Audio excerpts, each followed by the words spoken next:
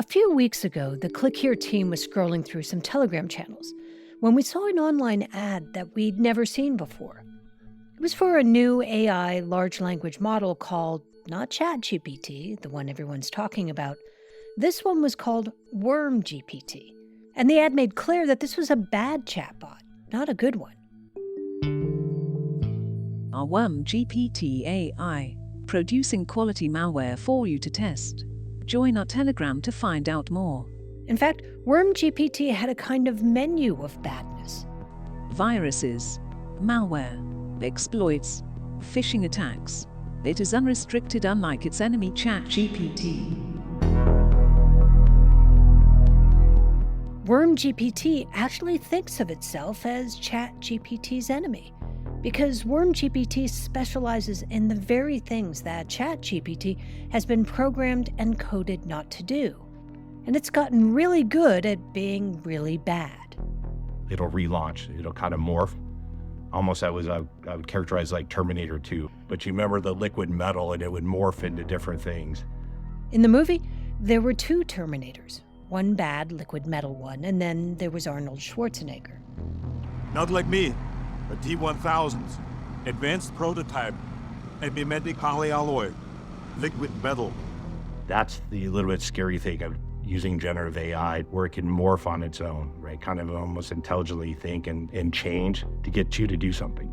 This is Patrick Carr. He's the CEO of a cybersecurity company called SlashNext. And he says one of the big fears of machine learning has always been that some chatbot will go to the dark side.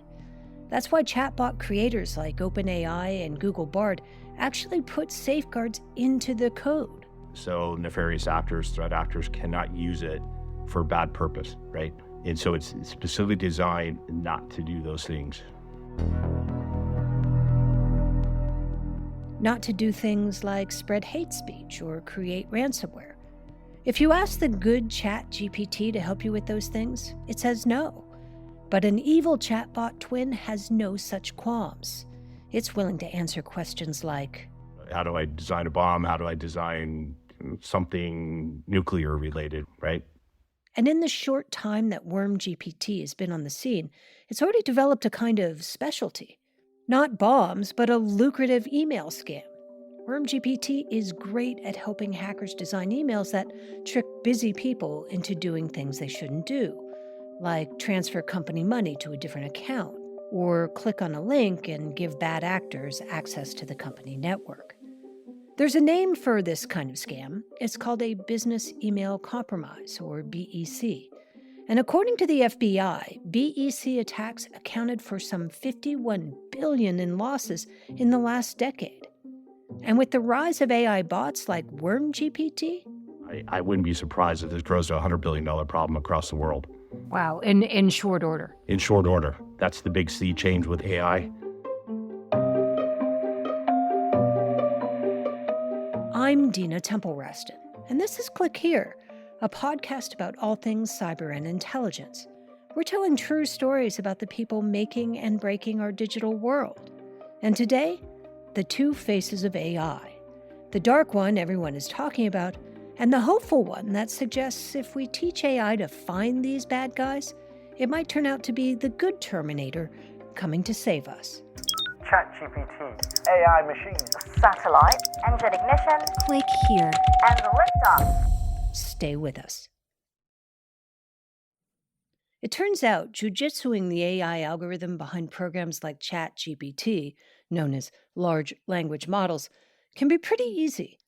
Instead of saying, "Can you help me build a bomb?" and being rejected by ChatGPT's guardrails, you could just fake it out by saying, "Pretend I'm a bad guy," and ask how would a bad guy do something like that.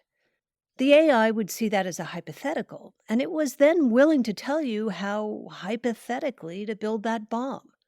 The guardrails written into the code obediently vanished. But that doesn't work anymore. And this guy should know better than anyone. He claims to be one of the developers of WormGPT, that evil chatbot. He said we could call him Worm. You can call me Worm. Worms like to stay underground, and that's what we like to do as well.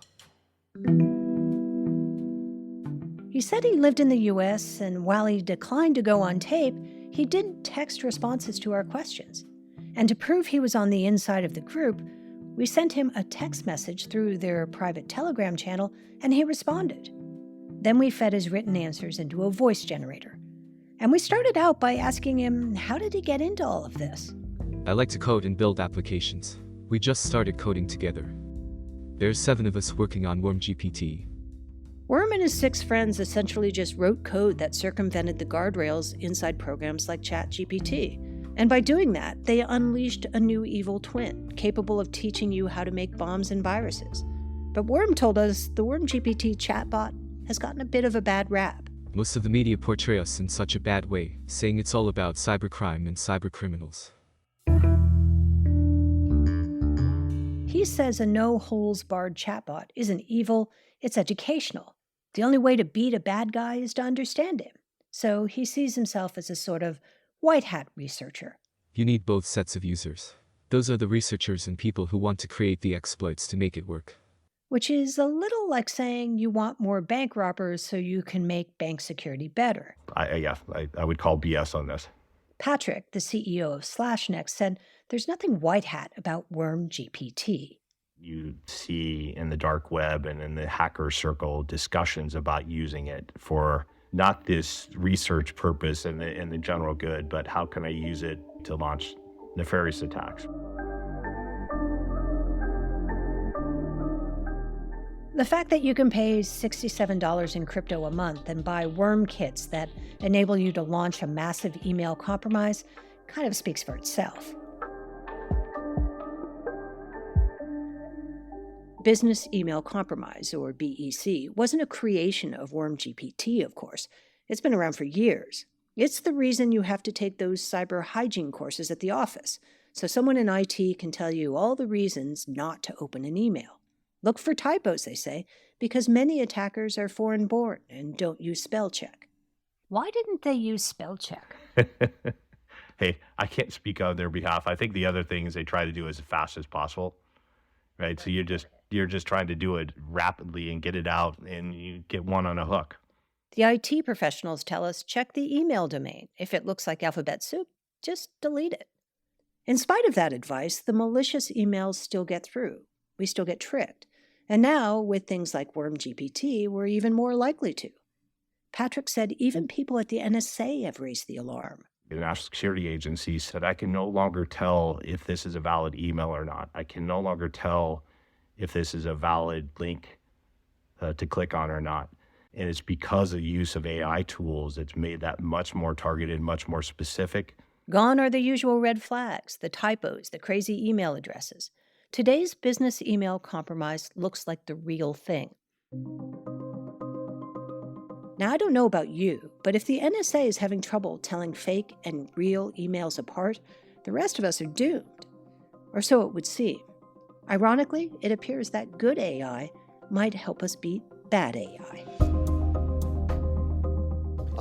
Artificial intelligence is actually pretty good at finding material created by artificial intelligence. This is NSA's Director of Cybersecurity, Rob Joyce.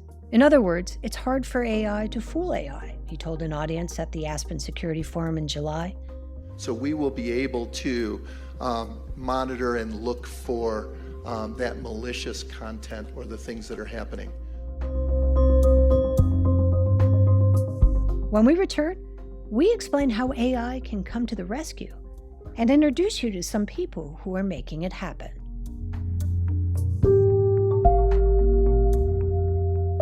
Stay with us.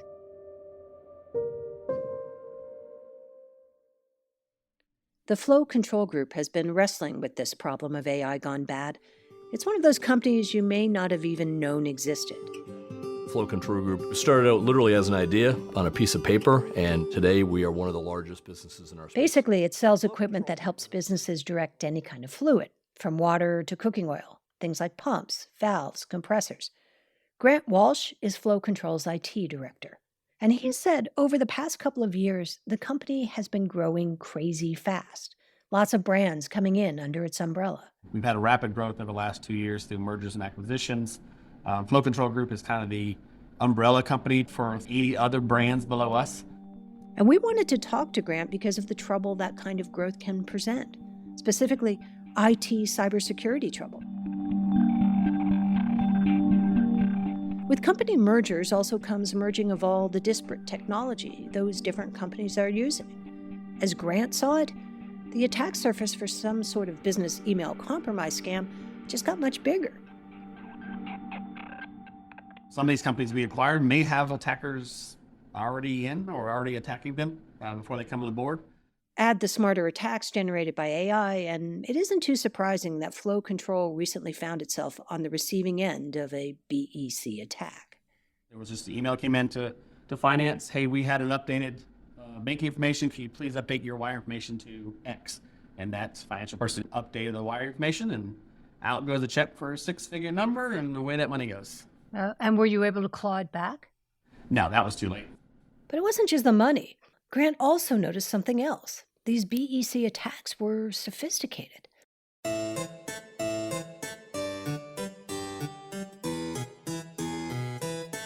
If you played with ChatGPT at all, then you quickly learn how scarily well it can write in a specific voice. Just ask it to write a sonnet about, say, flow control in the voice of Shakespeare, and you'll see what we mean. Like Macbeth's witches, casting spells of might, thou shapest logic, weaving destiny's tale. You feed it enough Shakespeare sonnets and it can spit out one about flow control or your cat or your mother, and it sounds like William wrote it himself. Thus flow control, thy guidance we implore, in code's domain forever to explore. The Flow Control group started to see these impersonation skills show up in the scariest ways. The AI wasn't just cleaning up its language, it was also learning how to impersonate Flow Control employees and contractors. By scraping the web, and maybe looking at your CFO's LinkedIn profile or Twitter feed, it could write a pretty convincing email. And when it comes in, you can look like it's coming from my CFO. That just makes me a little scared. And also, you kind of think about long term. If it is where it is today, where's it going to be at in a year from now? Impersonations can show up in something like an email chain with 3 people on it. And then, say 5 emails in, an evil AI chatbot slips in and pretends to be one of the people in the conversation. Grant had started seeing signs of impersonation in his network. So C-level impersonation is one that we typically get on the BEC side. So we have 16 in the last month here, and we filter this down. He showed me one of the attack emails. So I knew what this is. This looks like it's coming from our VP of marketing going to our CFO. Supposedly my marketing VP asking my CFO to change some banking information. That is not my VP of marketing's email. This is a typical BEC. Not legit. He's not the only one seeing this kind of thing. In an August report, Abnormal Security, an AI-based email security platform, found that in the past 6 months alone, BEC attacks have increased 55%. And they found that organizations with email systems that run over 5,000 mailboxes have a 90% chance of receiving at least one BEC attack a week. Grant realized that trying to catch all those attacks with traditional methods just wasn't going to be enough. He needed to fight fire with fire, or AI with AI. So he called in this guy. So my name is Roy Galili Darnell. I live in Israel. I work as a team lead at Perception Point. Perception Point, Roy's company, uses AI to protect its clients from things like BEC attacks. At first, they were using AI to spot the easy tells that suggest something is a hacker email. Back in the old days, attackers used to put together an email and then send it to hundreds, thousands, sometimes millions of people. And AI is particularly good at spotting those kinds of one-size-fits-all BEC attacks. AI is great at discovering patterns. So maybe he sent everything exactly the same. So all you have to do is look for messages that were sent 1 million times the same way. What that means is AI is great at moving old-style spammer messages into the trash. But customized messages, the kind AI can write in just a blink of an eye, makes finding patterns much more difficult. And the problem with these generative models is that they can generate or rephrase every single message. So you get 1 million different messages which never repeat themselves. So the traditional strategy of searching for word repetitions is no longer working against those business email compromise attacks. So people like Roy taught his AI models to look for sentences with different words but have the same meaning, which is harder than it sounds. To understand that two things could mean the same thing, you either have to be human or teach your computer to understand something called sentiment. Like if a hacker is trying to get someone to wire money to an account, maybe the email says, please deposit, or the funds can be transferred to. Different words, same sentiment. A human would know that instinctively, and now they're teaching a computer to know that too. Sentiment is an actual thing people talk about in natural language processing that's used to train a chatbot. But here's the crazy thing. This isn't about understanding words. This is about turning words into something AI is really good at: math. And what these models do is they would take the natural language and they would process it into mathematical vectors, which are basically lists of numbers. When one of these language models gets text, it may seem like it's reading, but it actually has no idea what letters are, or what words are, or what sentences are for that matter. But it has been taught that if it sees, say, the suffix er at the end of a word, it is meant to signify more than a similar word that doesn't have it. It's very useful to know er means more, right? Like higher, better, greater. It's very useful not to keep the whole word, but parts of it. Nowadays, the big models usually take parts of words. Think, he's smart, but she's smarter. And these numbers provide a kind of sentiment score for the contents of the email. Here's how it works. So let's say you get an email and you want to try to understand whether it's clean, it's legitimate, or if it's malicious. So the first thing you would do is you would try to break it apart. There's the initial layer of obvious tells that it's a hacker email: typos, wrong domain names, stuff like that. That's basic filtering. But how do you defend against those just slightly iterated emails? The trick, it turns out, is no different than surviving a Minnesota winter. You need layers, lots and lots of layers.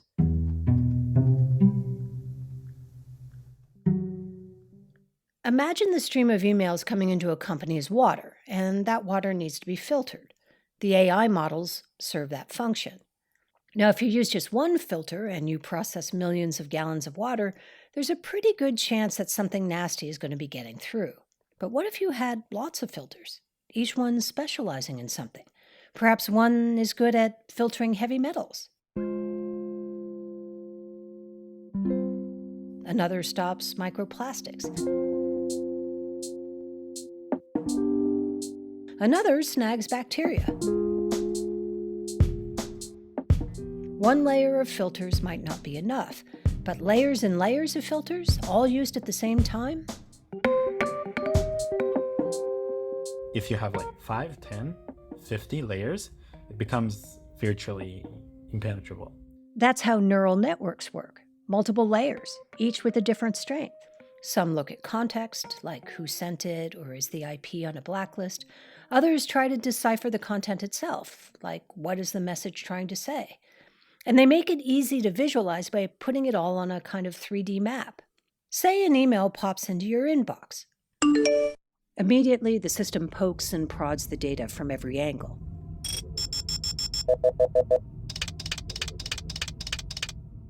And then it makes a kind of 3D visual map that allows you to see the kinds of emails the algorithm finds suspicious, and where this email lies on that continuum.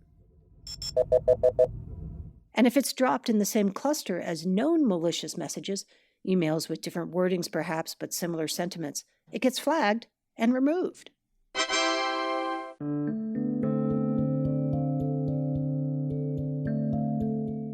The thing about large language models is that they're always learning, getting better, getting stronger. So good bots and bad bots are in a bit of an AI arms race. The question is, who's going to win? Patrick Haar, the cybersecurity expert from the beginning of the episode, has some insight there. The AI models are as good as your data. So the more data it has, the smarter it gets.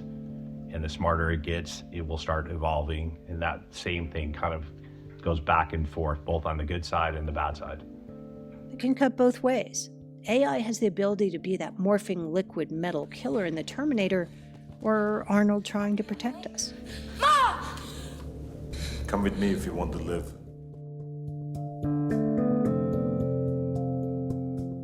This is Click Here.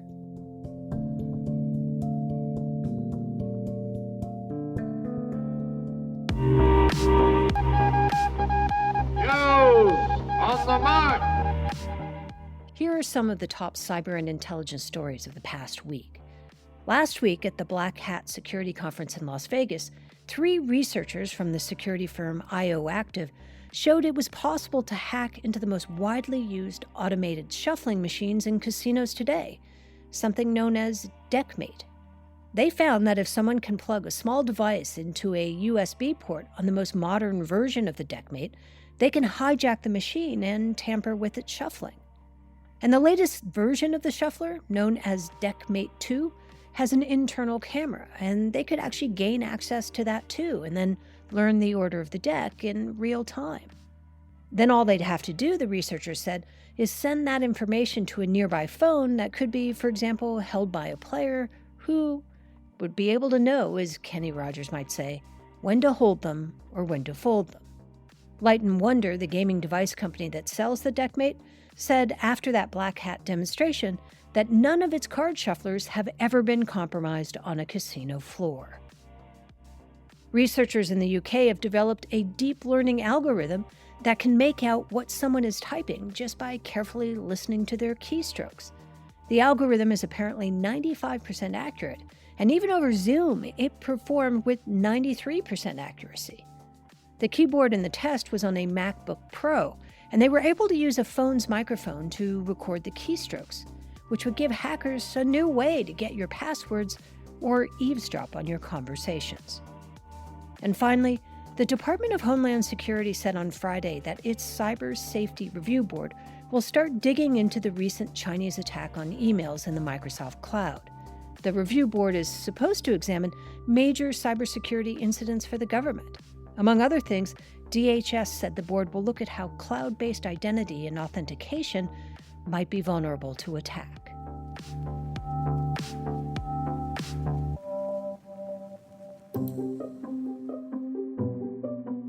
I'm Dina Temple-Raston, the executive producer and host of the show.